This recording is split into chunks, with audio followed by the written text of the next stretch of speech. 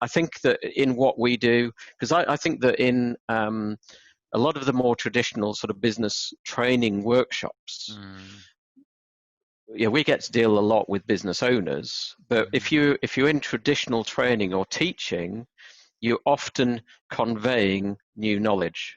yeah. And I think from my point of view, most of the time I'm not conveying new knowledge to people. Mm-hmm. Most of the time I'm asking them to think.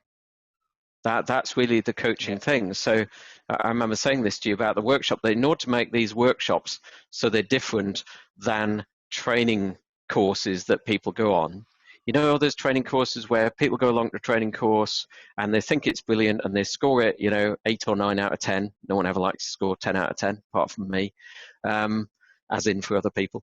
Um, but then 2 weeks later, Mm-hmm. they've forgotten and not applying it anymore because Yeah. when we're merely given information, we Yeah. remember it, but not for very long. Yeah. Whereas if we're taught or reminded by being asked a question, so if I said to you, what are some of the top things that people get out of the coaching from you? Mm-hmm. You have to think, Mm-hmm. and part of it is memory. So it's easier to think from memory than to create something fresh from the future. So it makes you think, and so you'll see that sort of curiosity, looking up the ceiling and remembering and pulling it together.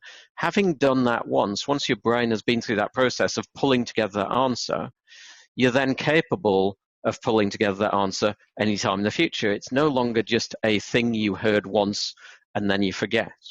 So it's more effective teaching people by asking them questions. Obviously, you can't teach anyone by asking a question on something they know nothing about. We can't take someone who only learns English and say, I'm going to teach you French by saying, what do you think would be the word for?